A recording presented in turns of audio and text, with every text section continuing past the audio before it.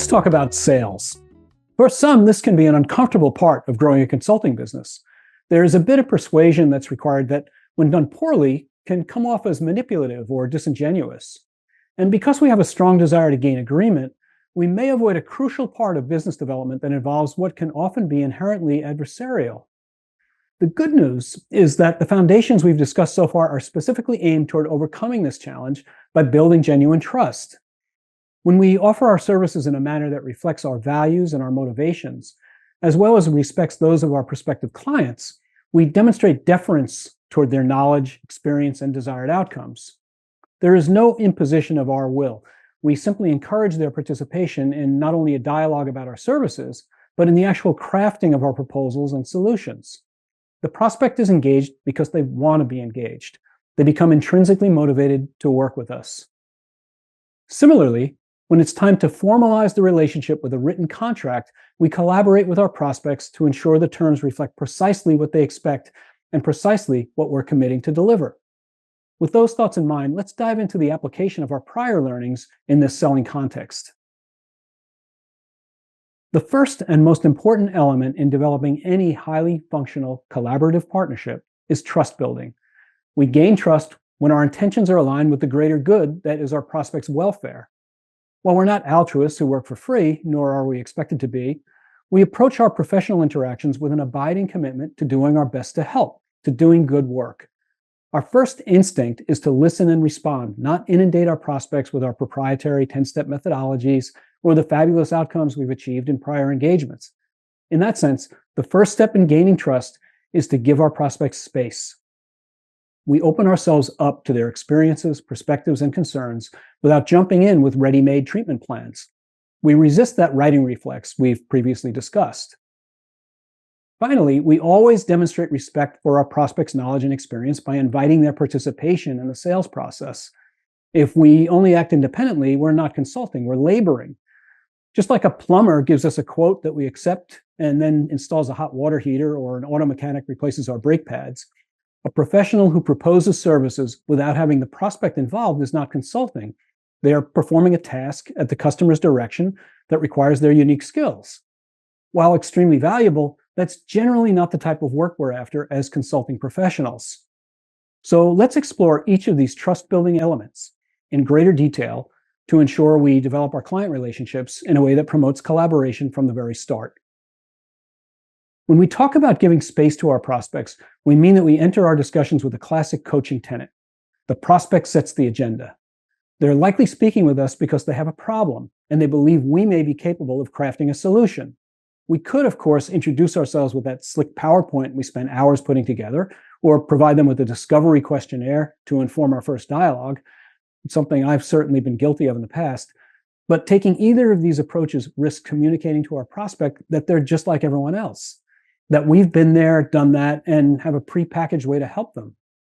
This not only trivializes their problem, it suggests that we have a one-size-fits-all remedy, which dramatically reduces its value. While that's clearly not our intention, that's exactly what our prospect often hears, and it cuts off a critical part of the collaborative partnership we're seeking to develop. Instead, we want to elicit their ideas. By doing so, they become involved with the problem-solving process from the start.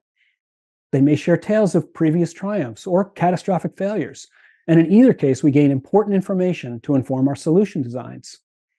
Importantly, by setting the tone that they're an important source of input, we're demonstrating respect for their knowledge and experience and not suggesting that without us, they're doomed. A very disempowering approach that not only risks disengaging them, it potentially sets us up for failure. As paid advisors, it may sound counterintuitive to say that we can actually sabotage ourselves when we volunteer what we know to our prospects. Our prospect shares a problem, we instantly recognize it, and we enthusiastically share a story about a similar problem we faced and how we wielded our expertise to conquer it. Here's the problem. No matter how closely they resemble each other, your prior client and your current prospect represent different companies with different histories and different values and different cultures, with different employees and different products or services, selling to different customers at different times under different economic, social, technological, regulatory, and environmental conditions. We treat our prospects' problems as the unique challenges that they are. Our first instinct then must be to ask questions, powerful questions that cause our prospects to pause and think and provide substantive answers to which we respond by listening actively. We affirm, reflect, and summarize to demonstrate our understanding, just as we learned in the Coaching Foundations module. And what about when we really do have some relevant and valuable information we'd like to share? We ask permission first. In their seminal book, The Trusted Advisor, authors David Maister, Charles Green, and Robert Galford admonish us to gain permission before offering advice. Indeed, we don't get to call ourselves trusted advisors. Doing so betrays our arrogance. Only our clients get to decide whether we're trusted advisors or not. And it follows that only our clients can give us permission to offer advice. A simple question like, do you mind if I share a similar experience that you might find relevant? Prior to reciting a boundless array of case studies, easily avoids this misstep. Finally, we own up to what we don't know. Rather than hedging or tying ourselves up in knots trying to explain something about which we know little or nothing at all, we say we don't know or haven't heard of whatever it is our prospect is referring to. We can then offer to research it and get back to them, or refer them to someone who does have the answer or is otherwise familiar with that obscure factoid our prospect brings up in the hopes that we have an opinion or can offer some practical insight. Having given our prospect space and having resisted the writing reflex, the third element of trust building is to invite our prospects to participate in our sales and consulting processes, an idea that extends to developing proposals in a way that all but guarantees buy-in and acceptance. To understand how we can best invite our clients' or prospects' participation, it's useful to revisit the ICF definition of coaching, which is, quote, partnering with clients in a thought-provoking and creative process that inspires them to maximize their personal and professional potential.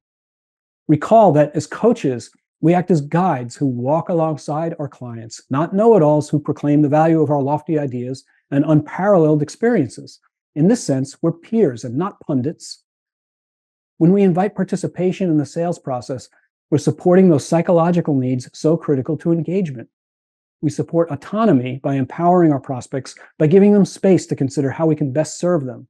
We support competence by tapping into their knowledge and experience and soliciting their ideas instead of simply regaling them with what we think and believe. And we support relatedness when we collaborate and ensure we maintain focus on their organization's mission and vision as we propose solutions to specific problems. Finally, our focus is on the long-term greater good. We're not just seeking a quick win.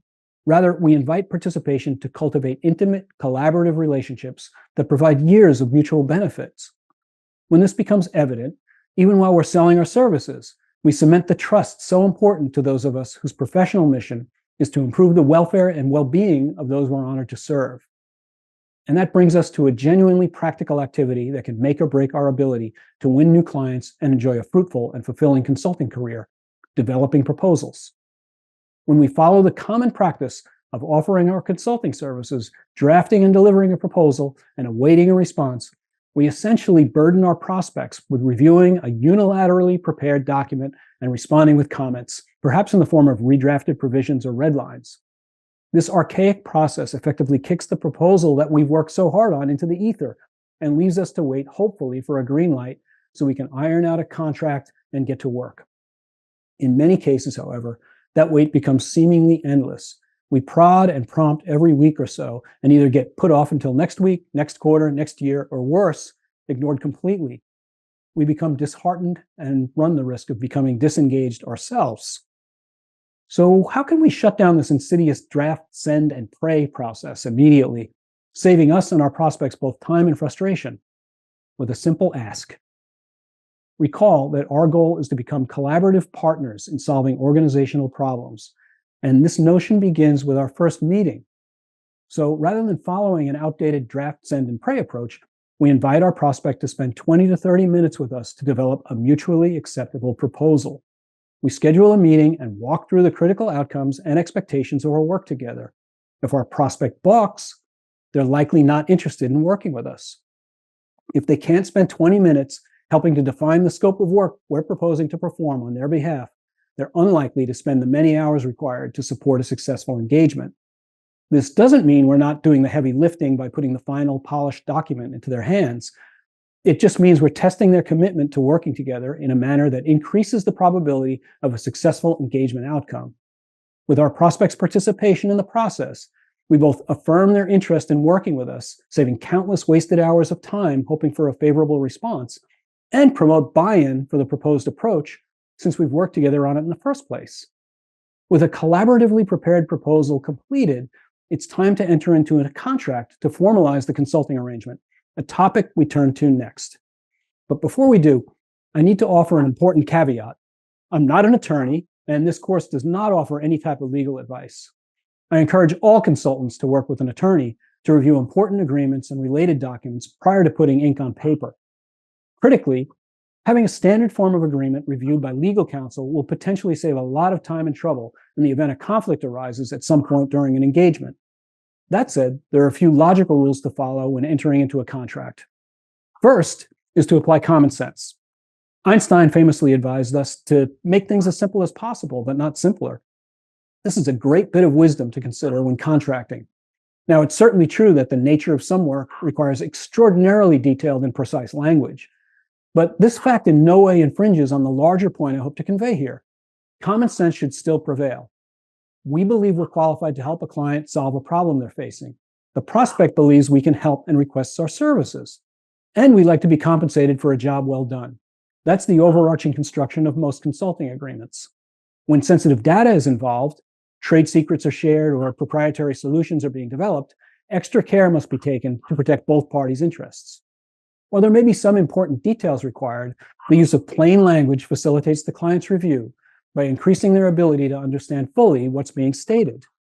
We've all seen page upon page of legalese, usually designed to protect whomever it was that drafted the contract in the first place. After all, the more obscure the language used to communicate what's intended, the more difficult it becomes to dispute.